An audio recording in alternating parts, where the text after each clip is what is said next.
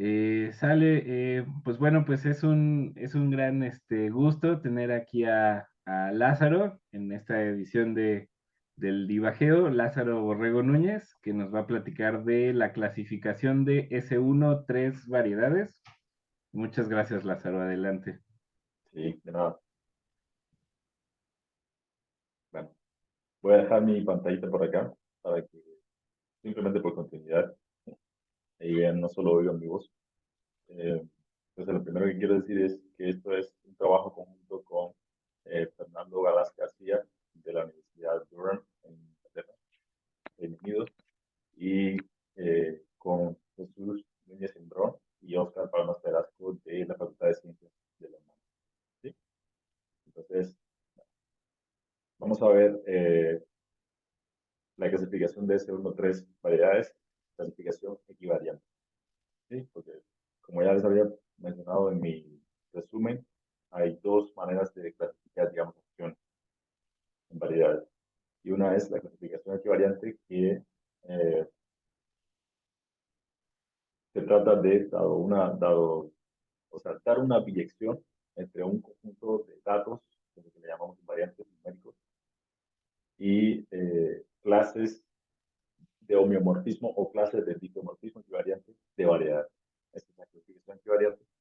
Y también existe la clasificación topológica, que es, bueno, qué tipo topológico de variedades admite una cierta acción.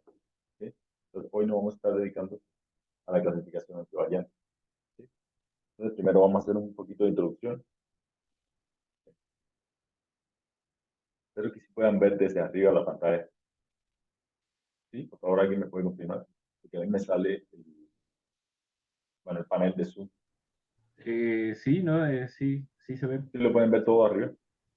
Incluyendo eso que dice compactificación de Freudian. Sí, Perfecto. solamente te oigo un poco cortado. No sé si es Ah, Un tu poquitito, sí. micrófono o algo. Sí se entiende, pero hay algunas partes que se van como por pocos segundos. terrible. Bueno, trataré de hablar entonces, digamos, despacio. ¿Sí? Bueno, entonces, eh, casi siempre vamos a estar trabajando con espacios métricos propios y segundo numeral. ¿Sí? Espacio métrico propio es un espacio donde una bola cerrada es compacta. Entonces, para cualquier subconjunto del espacio, podemos definir como I0U de B complemento, que son el conjunto de todas las componentes no acotadas del complemento de B. ¿Sí? Entonces, por ejemplo, aquí un ejemplito. Si tomamos, digamos, como pequeños cilindros o cortes todo por planos, entonces nos van a quedar dos componentes no acotados. ¿Sí? Y en este otro, que es como la celda infinita, y hacemos algo parecido, digamos, hacemos como cuadrados y miramos los componentes conexos no acotados de esos componentes. Vamos a ver que hay tantos como números enteros. ¿Sí? Entonces, esto es como una pequeña introducción a lo que es un fin de una actividad, ¿no? Entonces, si pensamos solo en compactos, entonces lo que pasa es que para cada par, cada subunidad, cada subdot, con cada uno dentro de cada dos, existe un mapa F sub K1, K2, que va de pi sub 0u de K2 complemento en pi sub 0,1, perdón, pi sub 0u de K1 complemento. ¿Sí? Que simplemente le asigna la única componente compacta que contiene ese componente. Entonces, lo que se forma de esa manera es, perdón, la única componente no acotada que contiene ese complemento. Entonces, esto forma un sistema inverso. Y con este sistema inverso, además de con la observación de que para cada compacto, el complemento tiene un número finito de componentes no acotadas, entonces podemos armar lo que se llama el conjunto de pines, que anotamos delta de x. Es nada más que el límite inverso de este sistema. ¿Sí? Y equipamos este delta x con la topología. ¿Sí? Cada uno de estos en el sistema inverso tiene la topología discreta. ¿Sí? Esta pequeña k que usamos acá es simplemente la clase de todos los compactos. Entonces, por ejemplo, acá un ejemplo de cómo se ve eso, ¿no? Tenemos un pequeño compacto. Ok, este compacto, digamos, como que separa 1, 2, 3 pines. Sin embargo, si tomamos otro un poquito más grande, como K3, este de acá, ya separa 1, 2, 3, 4, 5 pines. Esto es lo que está pasando. Entonces, este espacio delta de X eh, tiene una topología. Y bueno, antes de pasar a la topología, dos maneras típicas de ver un pin son como cadenas. La primera es como una cadena de conjuntos anidados, ¿sí? Donde fijamos simplemente una extracción por compactos de X, o como mapas que van de esta clase de los compactos de X a la potencia de, bueno, el conjunto de potencia de X, que cumple esa relación de acá, ¿va? Lo que pasa es que esta primera es como más visual y la segunda es como mejor para darnos. Con esto se le da una topología al espacio X unión delta X, de manera que se convierte en una compactificación y además se convierte en un espacio topológico causa normal y segundo numeral, ¿sí? Aunque la más importante es que es una compactificación, ¿sí? O sea, contiene como un abierto intenso a X. Entonces, vamos a hablar un poco de la frontera ideal, que es un caso particular del espacio de Fines. ¿Sí? Ese es el caso particular del espacio de Fines, cuando ahora el espacio métrico estamos analizando una superficie. En este caso, Vela Querepiato hizo un estudio muy extensivo de espacio y precisamente vamos a ver cómo, en realidad, cómo entender mejor el espacio de Fines en una superficie. Algo que no es tan fácil hacer en mayor igual que 3. ¿Sí? Entonces, bueno, este delta S le llamamos la frontera ideal. Vamos a decir que una superficie es planar y toda su superficie compacta que está incluida en S tiene género cero.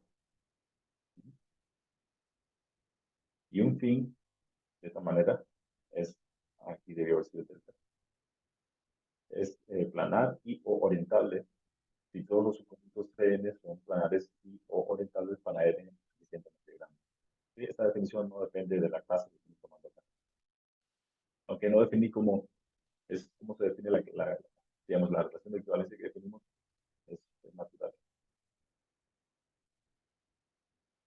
Entonces podemos considerar ahora la frontera ideal como una terna delta S, delta prima S y delta segunda S, cada uno encajado en el anterior, donde ahora este delta prima es el conjunto de pines no planares y delta segunda S es el conjunto de pines no orientables. Y ahora vamos a ver un ejemplo, eh, eh, exacto donde cómo entender qué cosa es un pin no planar, qué cosa es un pin no orientable. Entonces, primero decimos que una superficie es de género infinito y o infinitamente no orientable si no existe un conjunto compacto en esa superficie, tal que su complemento es de género cero, efectivamente orientable.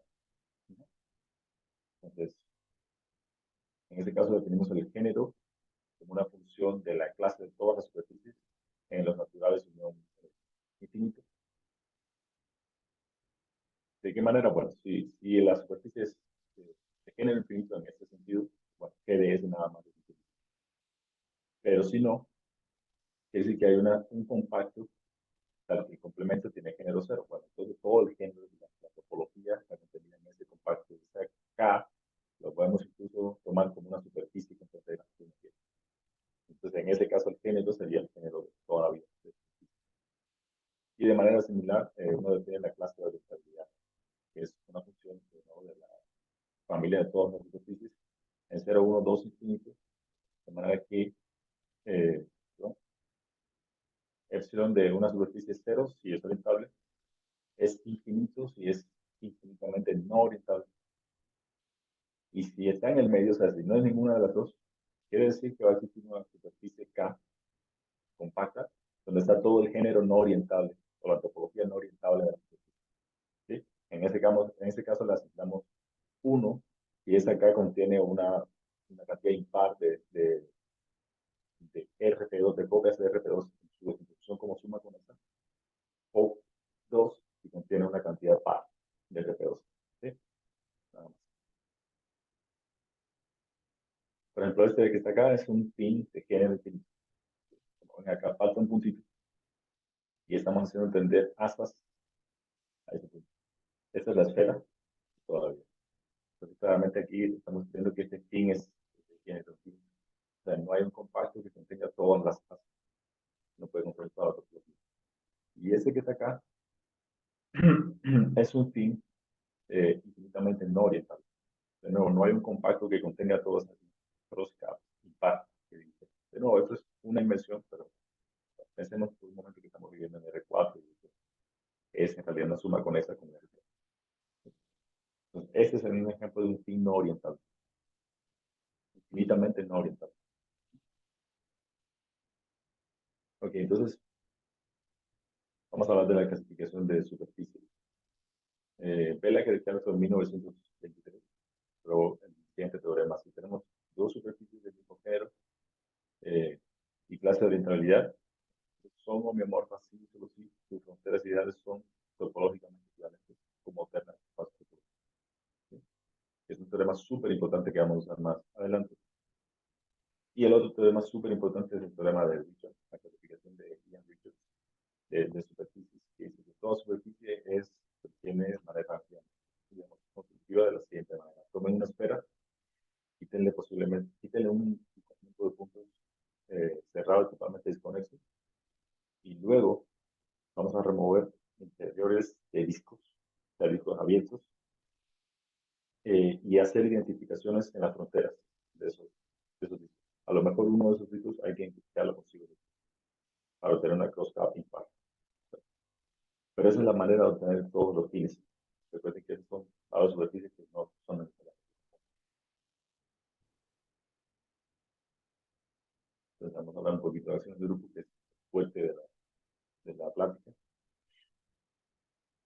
Y decimos que un grupo de Lie actúa efectivamente en una variedad conexa, y vamos a estar asumiendo, que no lo pongo acá, el grupo G también es conexo y de dimensión mayor o igual que 1. Pero bueno, esto es en un contexto general. Decimos que una acción es efectiva si ese homomorfismo del grupo es efectivo. A lo mejor solo estamos hablando de acciones continuas y aquí lo que tenemos es homio de M. ¿Sí? En este caso también un homomorfismo del grupo. Entonces, un poquito de notación, bueno, en casi todos lados, G sub X es lo que llamamos la isotropía, que son todos elementos que fijan a X. Y Gx es la órbita, que es isomorfa de hecho al tipo cerrado de G sobre G de X, en su grupo de G. Es un grupo de G. Entonces, una cosa que es muy buena en dimensión pequeña es que las acciones continuas son equivalentes a acciones suaves. Y vamos a estar usando eso en algún momento. A pesar de que partimos de acciones continuas en dimensiones pequeñas, Richards probó que toda acción continua es equivalentemente homomorfo a una acción suave. O sea, podemos pensar que toda acción es suave, de hecho, en dimensión menor igual que 3. Y eso es lo que vamos a hacer. Entonces, X en cada órbita Gx, y pensando ya que la acción es suave, de hecho la podemos hacer ortogonal. O sea, pues la podemos hacer por isometría. Fijamos de nuevo, porque el grupo del 10 es compacto. Necesitamos un complemento ortogonal al espacio tangente en el punto a la órbita. Y, bueno, G sub X, la isotropía, no solo fija el espacio tangente en el punto, sino que fija también este complemento ortogonal. Y esta acción es lo que se llama representación isotrópica o acción isotrópica. Es efectiva si la acción original era efectiva. Vale. Entonces tenemos un lemita por acá que probamos los autores de artículo, que dice, aunque bueno, acá no lo dice, pero aquí asumimos que el grupo G es para. ¿Sí? O sea, si G es una en X una acción efectiva, el grupo es compacto, conexo y de dimensión mayor o igual que 1 en el espacio métrico. Entonces, el mapa de órbitas induce una biyección de espacio de tiempo. Y la idea es poner una métrica que consciente que la haga primero que siempre se puede hacer porque las órbitas son cerradas, y además queremos que haga que además queremos primero poner una acción en X tal que la G actúe por isometría. Siempre lo podemos hacer porque G es un grupo compacto. Luego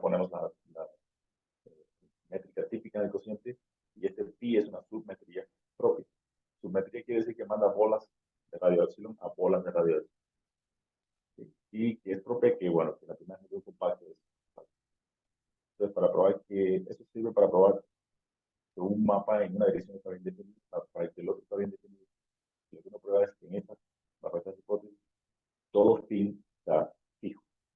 ¿Sí? O sea, lo que no les mencioné, y tal vez es trampa, es que la acción, una acción en un espacio X, se extiende a su compactificación de poder de la única manera natural. ¿Sí?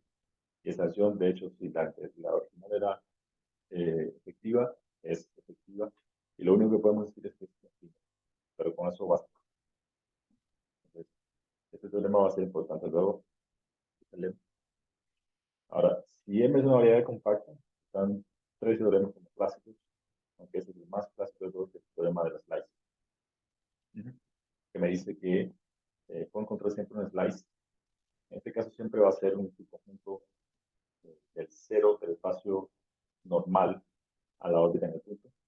Lo podemos tomar así, porque estamos hablando de acciones suaves. O sea, que podemos pensar en una vecindad tubular de la órbita, simplemente como equivariantemente isomorfa a una vecindad de la sección cero de este ACE. ¿Sí? Entonces, este teorema es súper importante para analizar el comportamiento de la acción en una vecindad de una órbita cualquiera, del tipo de órbita que sea. El teorema de la rebanada. Y un par de teoremas de Cancaninta, que son el teorema son generalizaciones de teoremas de topología diferencial, pero ahora los hacen en versión equivalente. ¿Sí? Entonces, como el más eh, intuitivo de todos es este que está acá. ¿Sí? Tenemos una subvariedad cerrada e invariante. ¿Por qué? Es decir, un mapa exponencial equivariante, que es un diplo equivariante, ¿no? Quizá está redundante, de una vecindad abierta de la sección cero del haz normal a esa subvariedad a una vecindad tubular de. ¿Sí? Entonces, esta es la mejor manera de pensarlo. Aunque eso que está acá es una espera, ¿no? Aquí estamos pensando en el n como el ecuador. Pero bueno, es la idea. Que el mapa este sea equivariante es nada más que este cuadradito de campo. ¿Sí? Eso no sirve para analizar subvariedades. ¿Sí? Subvariedades fijas. En este caso, por ejemplo, órbitas. Y el teorema este que está acá sirve para componentes de la frontera, porque vamos a estar analizando variedades que tienen frontera no vacía. ¿Sí? Entonces, este es el teorema Colliar equivalente. Entonces, vamos a la clasificación de tres variedades. Primero, como el grupo S no es tan complicado, sabemos cuáles son los posibles grupos de grupos. ¿Sí? Como el trivial o un ZM con M entero o S1 completo. ¿Sí? Si tenemos un punto o una órbita con isotropía ZM, entonces, primero la órbita es simplemente S1 sobre ZM, que es un círculo. Entonces, la representación isotrópica va a tener que ser un disco de dimensión 2 y una interacción efectiva que corresponde a uno de los casos. Aquí podemos pensar el disco abierto como todo lo que decimos. Si preserva la orientación, entonces es nada más que una acción típica por una rotación. Recuerden que este es un grupo cíclico. Los M y N que salen en esta forma, primero tienen que ser primos relativos para que la acción sea efectiva. Le llamamos invariancia de Steiger. Y además, existe otro tipo de orientación, perdón, de acción isotrópica, que es cuando la acción revierte la orientación. Y en ese caso, obligatoriamente tiene que ser M igual a 2 y la acción es una repetición respecto a un M. De esta manera. Tipo de órbitas son principal si, la isotropía es trivial, excepcional, si tiene isotropía ZM, pero que preserve la orientación, la isotropía. Especial excepcional si la isotropía es Z2 y revierte la orientación. Y fija o singular si el grupo es fijo, si el punto es fijo. Entonces, primero, si M es una variedad cerrada, podemos hacer un análisis local ahora de todas las órbitas. Aquí todavía no hay punteros. Y es simplemente usando el teorema de la slice. Si el punto es fijo, como acá, Entonces, una rebanada es simplemente un triángulo. Y la acción es simplemente rotar alrededor de un eje. Los puntos fijos van a yacer en su variedad de dimensión 1. Pero como voy a cerrar, tiene que ser círculo. Es una pequeña vecindad tubular, suficientemente pequeña, es un todo sólido, y la acción es el segundo factor. Y a lo largo vamos a estar hablando de los todos sólidos como V, con esta letra, y vamos a estar parametrizándolos con 3 coordenadas: radio y 2 ángulos. Entonces, el espacio de órbita, fíjense que es un cilindro en el que o sea, uno de los círculos que está afuera, que va a ser un círculo de frontera, corresponde a la órbita de punto fijo, que es la que pasa por el centro del toro sólido.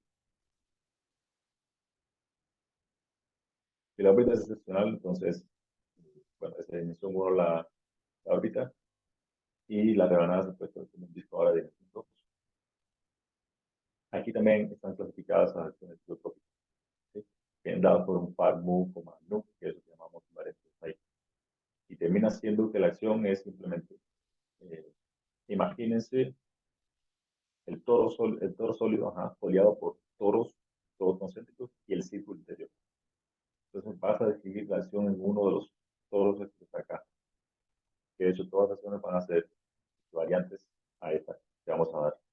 Fíjense en un toro, o sea, una slice, solamente, o sea, una hoja de esa foliación. Y que es en el toro como el cuadradito 01, con la identificación típica. ¿Va? Entonces, lo que va a pasar es que la órbita de un punto es simplemente la flecha que pasa por el 00 con pendiente mu sobre nu. O sea, es una recta con pendiente racional. Y la acción va a ser moverme a lo largo de esa órbita. Y así con todos los otros. Y lo que pasa con todas estas órbitas es que el radio, la distancia al círculo central, va tendiendo a ser la órbita que queda en el centro, entonces me queda una órbita con filosofía Z, y todo lo otro es central. Eso me da un disco órbito en el cociente. ¿Sí? Esta pequeña vecindad variante de la órbita central me da en el cociente o en el disco órbito. Y finalmente, si tenemos una órbita excepcional especial, entonces una vecindad tubular tiene que ser, digamos, a la banda de Möbius veces un intervalo. ¿Sí? Pero no, como estamos viendo por ahora que son variedades cerradas, esto se tiene que cerrar. O sea, de manera que las órbitas sean superiores sin frontera. Y va a hacer que esto se cierra a un M2 plus S1. Y así como luce primero, una pequeña vecindad, pero si la extendemos un poquito más, vamos a ver que aquí se cierra. Sería M2 plus S1. Y todo el círculo central de la banda de Möbius es el que tiene órbita excepcional. Pero como la acción siempre entonces produce un factor, solamente el primero. Entonces tendríamos que hay todo un toro que esta componente con esa que corresponde a esa órbita. Entonces da una variedad de dimensión 2. De nuevo, eso no está un cilindro en el cociente, está dando frontera en el espacio de órbita. ¿Sí? El círculo que queda en la frontera es el que corresponde al toro, y al toro, el cociente del toro. Entonces, vamos a analizar las componentes de una variedad de dimensión 3. Ahora, cualquier variedad de dimensión 3 pues transmite una acción de seguro. ¿Sí? Para empezar, las componentes de la frontera son fijas por cada elemento de la frontera. ¿Sí? Simplemente por el teorema de invariancia de mí. Entonces, hay un teorema ya que nos explica cuáles son las componentes perdón, las componentes compactas, porque ya es toda componente compacta tiene una superficie compacta, de hecho cerrada, en la que actúa S1. Solo pueden ser S2, P2, FP2 o la botella de Klein. Y en el caso de que pensemos ahora en componentes que no sean compactas, tienen que ser obligatoriamente rectas. Entonces que entra el lema que mencionamos de la visión de los fines. ¿Sí? Lo que hacemos es pensar en toda superficie como el teorema del dicho. O sea, tomamos la esfera y empezamos a buscar puntitos de identificar. ¿Sí? Lo primero es que como el cociente, ¿no? Tiene que ser una variedad de dimensión 1. Una variedad de dimensión 1 no puede tener más que 2 fines. Y como hay una biyección entre los espacios de fines, entonces resulta que tiene que ser una de esas 4. disco abierto, la banda de medios abierta, el cilindro semiabierto, el cilindro abierto. ¿No?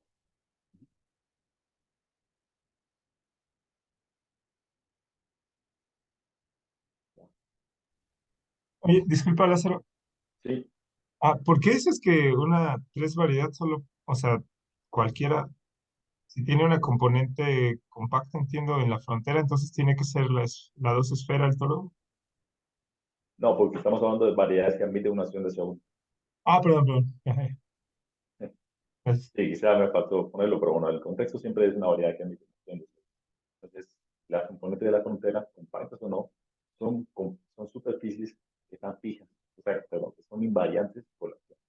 Entonces, para empezar, admiten una acción efectiva, no son muchas.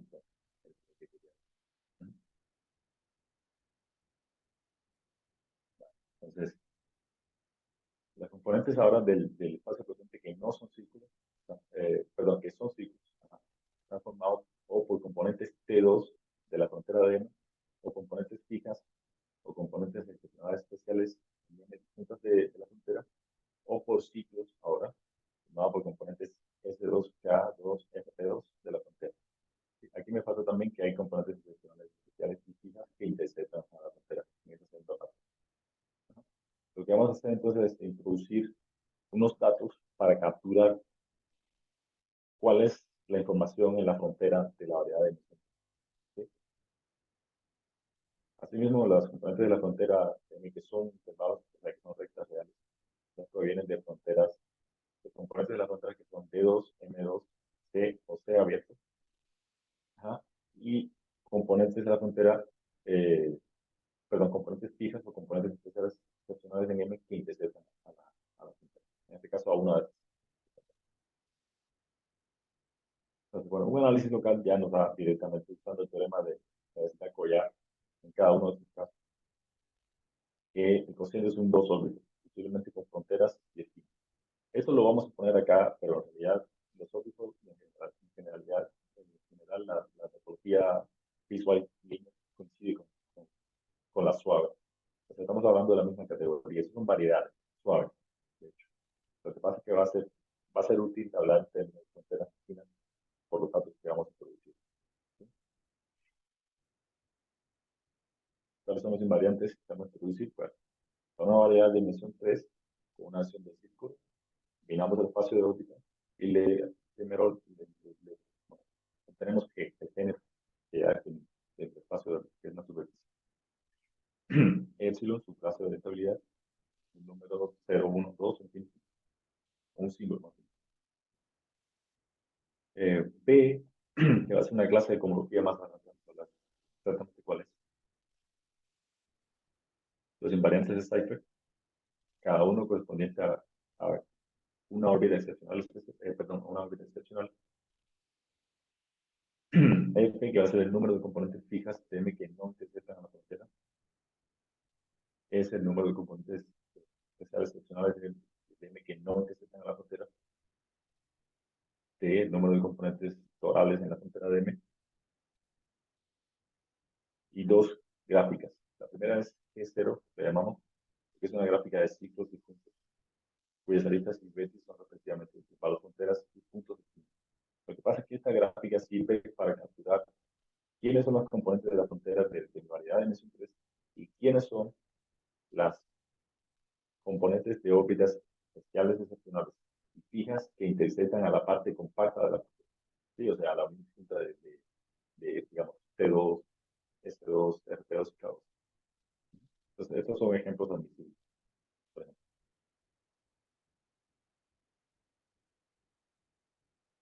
Y la gráfica G infinito, que es la que se encarga ahora de capturar la información de quiénes son las componentes de la frontera de la variedad de emisión 3 que no son compactas, ya vemos que pueden ser 4, y además de las componentes de órbitas fijas o de selección especial que intersectan a la parte no compacta de la frontera. Estos también son casos de estos rayos, digamos, que son componentes de una tal G infinita. Esto que ven acá, si en blanco son finos, ahí falta tinta. Esto es un lado tipo F, es un lado tipo D del disco. La notación que vamos a estar usando, F es para fijo, S es excepcional, P para principal y E para excepcional. Que no lo dije. Y aquí debió decir usted su C0 la abierta. Muy bien. Y delta, que vamos a resumir, delta va a ser simplemente la terna de espacios topológicos encajados, que es simplemente la frontera ideal del cociente. Vamos a dejar en delta. Ahora, G0 y G infinito tampoco puede ser cualquiera, porque recuerden que estamos hablando de encontrar una biyección entre clases de homeomorfismo equivariante o clases de isomorfismo equivariante y un conjunto topológico de datos, un conjunto de datos, nada más. ¿Sí? Entonces, si queremos hacer una biyección, no podemos, o sea, hay que poner restricciones a las gráficas, porque no todas las gráficas pueden ocurrir. ¿Sí? Por ejemplo, pasan este tipo de cosas. Simplemente por análisis local que ya vimos. Una lista de tipo F con esta lista de tipo F2 o RP2 y así. De acá uno puede sacar que hay como dos bloques principales de lo que forma todo ciclo en G0 y uno saca las ecuaciones. ¿Sí? Este, y aquí quizás se nos fue esa primera. Sí, es simplemente 2F igual a 2 S sub P. S sub P son los lados de espera. Estos son los lados Klein. Estos son RP2 y estos son escalas. Entonces, podemos quitar las. Entonces, también hay restricciones para K y son así de este tipo. Entonces, el teorema ya es el teorema de clasificación equivariante. Es un resultado conjunto de, como dije, de un trabajo conjunto de Fernando Galaz García, y el teorema dice lo siguiente. Tenemos una acción efectiva ahora en una tres variedad cualquiera. El conjunto completo de invariantes que me determina una biyección tipo 1,1 con clases de difio equivariante de variedades ahora en tres con tal acción es este. ¿Sí? Esto es todo, ya lo definimos. Género, epsilon, la P es la que no hemos definido, vamos a hablar al final de ella. FTS, y los invariantes de Seifert, las dos gráficas y la frontera ideal. ¿Sí? Entonces, sujeto a las restricciones que antes mencionamos. Este conjunto determina M salvo un difio equivariante. Y además, este difio presenta la orientación si la variedad es oriental. ¿Sí? Si el cociente es oriental. Entonces, no vamos a ver la prueba completamente a detalle, pero sí vamos a ver como una idea. ¿Sí? Una idea bastante general, pero con la esencia fundamental. ¿Sí? Entonces, primero queremos ver que dado un conjunto de invariantes, entonces podemos construir una variedad así. Y de hecho vamos a ver que esa variedad es única, es algorítmica equivariante. ¿Sí? Y es todo lo que se llaman acciones tipo estándar. Lo primero que hacemos es, ya tenemos un conjunto de datos, como este que está en el teorema, y entonces ahora tomamos M hasta que sea la única superficie, que es importante la velocidad, que tiene género P, variabilidad epsilon, frontera ideal delta, y número de componentes círculo en la frontera que sea igual a F más F más T más. Esta notación es el conjunto de los componentes conexos G0, y este es su cardinal. Y el número de componentes recta en la frontera que sea igual al cardinal de este. Entonces, vamos a definir ahora una nueva variedad auxiliar, que es simplemente esta variedad por S1. Y vamos a definir una acción de S1, que es la acción en el segundo factor, y trivial. La acción en el segundo factor es la otra acción. Entonces, ahora, a partir de esta variedad, vamos a empezar a moverla, digamos, como quitarle bloques o hacer multiplicaciones para tratar de hacerla difeomorfa a la variedad que yo quiero, a la variedad M. ¿Sí? Entonces, lo primero que uno hace es F más S, componente círculo en la frontera del cociente, en la frontera del cociente. Aquí quizá no lo dije, pero a lo largo F, S, T y esos dos conjuntos pueden ser infinitos. Esos números pueden ser infinitos. ¿Sí? En cuyo caso eso no pierde significado. Entonces, ¿qué hacemos? Bueno, podemos primero F componentes círculo y para cada una de ellas Para cada punto en una de ellas, colapsamos la órbita ahora P gamma, gamma variando aquí, ¿sí? En este espacio, la colapsamos a un punto, identificándolo todo así. P gamma es P1. Y para cada una de las 6 restantes componentes, entonces hacemos la identificación antípoda de cada una de estas P. ¿Verdad? Eso lo que hace es introducir órbitas ahora que son fijas o órbitas que son excepcionales, que yo no la tenía, porque acá al principio lo que tengo es una acción sensitiva, pero una acción libre, que la acción es solo una acción de factor. Muy bien. Le voy a seguir llamando a la M, le voy a seguir llamando M tilde para no seguir cambiando la notación, porque vamos a seguir haciendo cosas a M. Entonces, vamos para no cambiar tanto la notación, lo dejamos así, M tilde. Entonces, ¿qué sigue? Bueno, cada componente GI ajá, de G sub 0 es un ciclo con un número finito de aristas simples. Entonces, ya hacemos, tomamos cardinal de G sub 0 de G0, componentes círculos restantes acá. Y para cada una de ellas subdividimos G sub I según la configuración de GI. Ahora vamos a ver qué quiere decir, que identificamos de la manera correspondiente. Miren este gráfico. Esto es una componente admisible de G0. Entonces, ¿qué hacemos? Tomamos una componente círculo en MA, ¿va? Y la dividimos así. 1, 2, 3, 4, 5, 6, 7, 8 puntos. La dividimos de esta manera. Pero ahora queremos, fíjense que en cada uno de estos intervalitos, la acción todavía se levanta a un cilindro. Porque recuerden que la acción era simplemente el producto, ¿verdad? Entonces, ¿qué hacemos, por ejemplo, para tener aquí una acción tipo S2?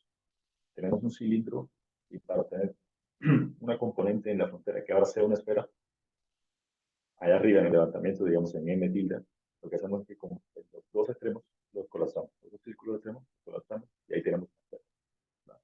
Pero entonces, si queremos un RP2, de nuevo, esto se levanta como se levanta a un cilindro, de nuevo. Nada más porque cada uno de esos intervalos es contraído. Y además como es la esfera. Entonces, si queremos un RP2 ahora en la componente, como componente de la frontera de la variedad M tilde, lo que hacemos es que en ese cilindro, pues, un círculo frontera, desde acá lo compactamos, lo colapsamos completamente, me queda un punto fijo. Y en el otro hacemos una identificación tipo antípoda. Ahí estoy introduciendo un círculo con frontera, perdón, con órbita excepcional. Y así con cada una de estas. ¿Sí? Con cada una de estas podemos hacer.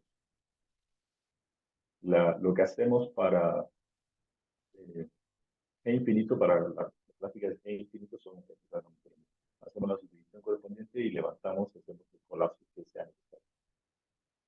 Eso me va a garantizar que ahora la variedad nueva, M tilde, tiene las componentes de la frontera, digamos, tantas esferas como dadas por la gráfica G0, tantas discos abiertos como dados por la gráfica G infinito. ¿Sí? Y además, como esa información también contiene órbitas excepcionales que intersectan a la frontera. Esto es una órbita excepcional, si lo ven, que está intersectando aquí a la frontera en dos instantes, intersectando dos componentes de la frontera. Una de ellas es una garrafa de Klein y otra de ellas es un RP2. ¿Sí? También me está diciendo, esta versión que estoy escribiendo me está diciendo cuáles son, además, o cómo introducir órbitas ahora que intersecten a la frontera, a la parte compacta o a la parte no compacta. ¿Sí? Entonces, lo que está pasando ahora en la nueva métrica es que la acción que habíamos definido antes baja el cociente. ¿Sí? Todas las identificaciones que hemos hecho conmutan con la acción anterior que había de segundo. Quiere decir que segundo sigue actuando en ese cociente. Pero ahora las órbitas correspondientes a P en FAC que habíamos denotado son fijas. Y las que corresponden a P con SEAC son excepcionales. ¿Sí? Y así sucesivamente introduce todo lo que tenemos. Introduce todas las componentes de la frontera que tenían que ser, introduce todas las órbitas que intersectan a la frontera, como debía ser. Entonces, ahora lo que hacemos es, necesitamos introducir órbitas excepcionales, que eso no hemos hablado, ¿no? Que son interiores, que no tienen nada que ver con la frontera. Entonces, para eso, eliminamos cardinal de J, discos abiertos, en el interior de esta variedad. ¿Sí? Entonces, la nueva componente tiene, perdón, la nueva MAC tiene cardinal de J, componentes torales. ¿Sí? debió haber sido MA. ¿Sí? Aquí, si quitamos un disco en MA en el interior, eso corresponde a que en el producto todavía lo que hacemos es quitar un toro sólido, que es a lo que se levanta ese disco. Entonces, ahora para introducir la órbita excepcional especial, lo que hacemos es pegar un toro aquí, pero pegarlo de cierta manera. Y ahí se los invariantes de Cypher. Entonces, para cada uno de esos toros que faltan, ahora pegamos un toro con la acción lineal alfa, j, beta, j, antes que recuerden, esta regla de pendiente racional. ¿Sí? Entonces, lo que hacemos para pegarlos bien es identificar dos temas de curvas ortonormales en la frontera de ese toro y esta componente que me sobra acá en la frontera, ¿no? Que es un toro. ¿Sí? Entonces, ¿cómo va a ser? Bueno, tomamos primero una órbita principal acá, y luego tomamos como segunda coordenada, tomamos una sección de cocientes, del mapa cociente a su espacio de órbitas, nada más que existe en la frontera. ¿Sí? Y aquí lo ves. Y hacemos que órbita principal vaya a órbita principal y que sección vaya a sección.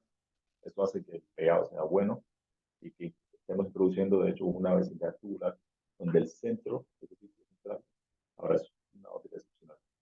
¿Sí? Entonces, ya sabemos que, dado un conjunto de invariantes, tenemos una variedad de dimensión 3 y además es una única porque vemos cómo construirla según una acción estándar. Perdón.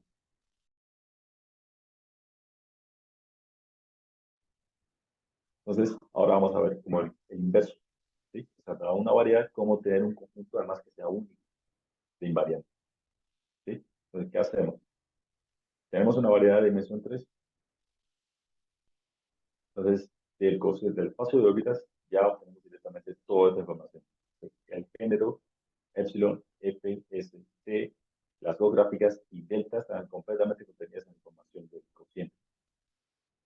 Entonces, ¿qué faltaría?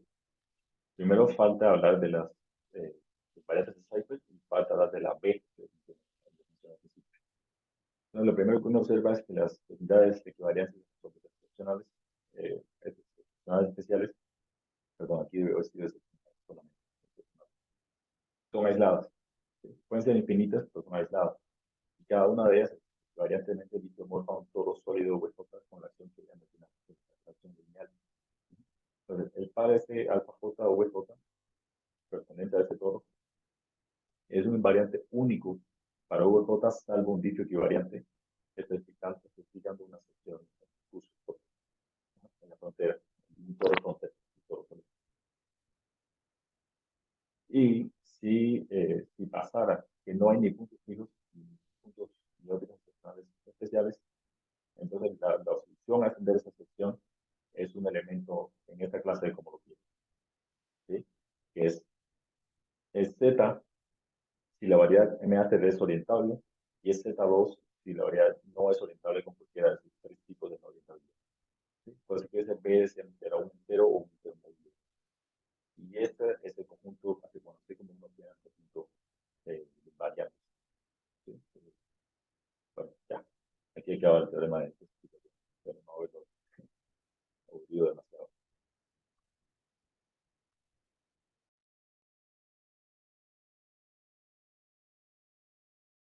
Súper, muchísimas gracias, Lázaro. ¿Hay alguna pregunta por aquí en la audiencia? Si no, yo sí tengo una. Este, digamos, ¿cómo cambiaría esto, por ejemplo, en dimensión 4? ¿Crees que sea factible también clasificar las compactas en dimensión 4? No sé, por ejemplo, con acción del toro en lugar de círculo, quizás. Bueno, lo bueno de tener una acción del toro en una variedad ahora de dimensión 4 es que su cociente sigue siendo una superficie. Y ya Ujú, tenemos el problema de clasificación de superficie. Ya ujú, vemos cómo funciona el problema de clasificación equivariante. Es donde puedas tener homeomorfismo, úsalo y perdón, si tienes un homeomorfismo que viene dado por el conjunto de datos, Entonces, lo que necesitas son secciones. Si tienes secciones, pues puedes hacer como un cuadrado para definir arriba un dice equivariante. Ok. Variedades en este caso. Es bueno que la acción es de homogeneidad 2, o sea, el cociente es de dimensión 2, porque hay un teorema de clasificación. Lo que no es tan fácil ahora, por ejemplo, es en el caso de una variedad de dimensión 4, cuáles van a ser las componentes de la frontera. Ujú. Porque las componentes de la frontera son variedades de dimensión 3, que en particular, por ejemplo, si son compactas, están clasificadas, y si son no compactas también, lo que acabamos de hacer ahora, crearnos el conjunto de datos que hace falta para clasificar una variedad de dimensión 3, que sería una componente de eso. ¿Sí? Entonces sí, es en principio factible tratar de hacer lo que hemos visto, porque de hecho eh, todos esos teoremas de slice, todos esos puntos se generalizan. Ujú. Ujú. Digamos, Lo que entonces tú ves, ahí el punto difícil sería clasificar las compactas, pero de homogeneidad uno, digamos, ¿no?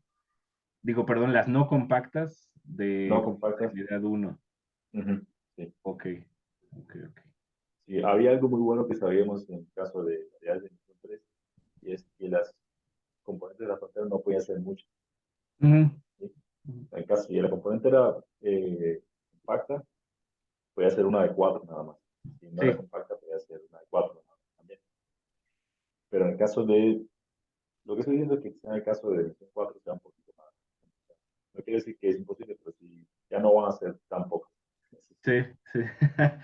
Recuerdo así vagamente, a ver si tú me sacas de la duda, que en Dimensión 4 ya había acciones como de estas exóticas, ¿no? Que Ujú. como que no Sí, son lineales y no me acuerdo cómo está el rollo. sí. Y de hecho, y a partir de, bueno, eso no tiene que ver, pero bueno, iba a decir que a partir de dimensión 3 ya la clasificación topológica también empieza a ser un poquito más complicada por la no unicidad. Ok, ok. Pero bueno, sí, es cierto lo que dice. En dimensión 4 ya eso que está pasando acá, por ejemplo, donde sabemos que una banda de medios, salvo una acción, o sea, salvo la acción típica, todas son equivalentes a eso, ya no es necesariamente cierto. Por ejemplo, en espacios lentes. Hay espacios Ajá. lentes en dimensión 3 que pueden ser una componente de la frontera en Ujú. la que hay acciones que no son, Eso es. son Ajá. equivalentes. Por ejemplo, Sí, hay acciones típicas, la típica acción del espacio lente es una acción en la que hay una órbita excepcional especial y todo lo otro es sí, sí, sí. principal, pero hay una acción, un espacio lente, donde hay puntos fijos. Sí, sí, sí. Sí, sí, sí. Ok. Además, Ok. o sea, puede tener fijos y excepcionales especiales. Perdón, fijos y excepcionales. Eso quiero decir. Sí, sí, ya es un monstruo Sí, un poquito más complicado. Sí, sí, sí. Ah, está muy padre. Muy bien, pues muchísimas gracias, Lázaro. ¿Hay alguna otra pregunta por ahí? Pues más bien, sumando a lo que preguntabas, Chucho, o sea, por ejemplo, ¿se sabe cuáles son todas las acciones, por ejemplo, del 2 toro en la 4 esfera? O sea, ¿las puedes clasificar esas solitas? Del 2 sobre la 4 esfera, creo que sí. Ese creo que sí, pero es Es que esto de Raymond mismo, ¿no? ujú, O sea, digamos, hay una lista como de invariantes con algunos posibles valores y para que te dé la esfera, esos valores como que se restringen de alguna manera, ¿no? Entonces puedes dar ujú. como una lista en términos simbólicos de cuáles son todas las acciones en la... Ah, pero dijiste en la 4 esfera, ¿verdad? La 4 esfera. Sí, justo, sí. Aún creo que sí es Entonces no cierto. solo es Raymond, sino Orlick y Raymond también. Ujú. Sí, Sí, sí, sí es posible clasificarlas, pero ya no es Raymond solito, es Orlick y Raymond. Sí, ujú. sí, sí. Y bueno, ya una pregunta que realmente es tangencial a lo que está platicando Lázaro, pero que sí tiene que ver con acciones de grupos. O sea, ¿es fácil saber si una variedad más o menos específica tiene una acción de, pues no sé, o sea, el toro más grande que actúa en esa variedad? O pues así como que... Sí, hay un teorema que se llama el teorema del rango máximo de simetría, Maximal Symmetry Rank, que te acota la dimensión del toro más grande que actúa. Ujú.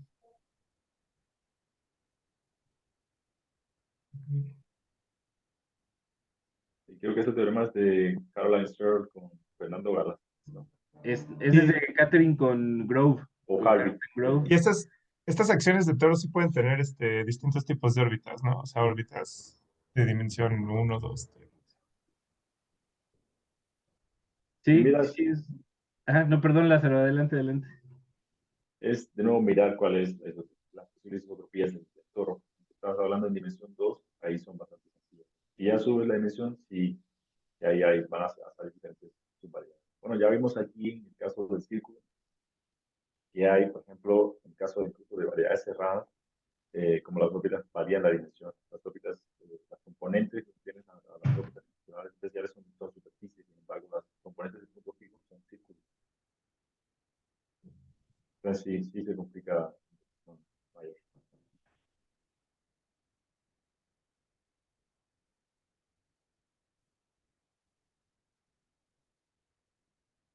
Súper. Pues, ¿alguna otra pregunta por ahí para Lázaro? Yo ya estaba contestando, perdón, Lázaro, es que me emocioné. No, no. Dale, vale. Pues si no, pues entonces otra vez agradecemos a Lázaro, muchísimas gracias.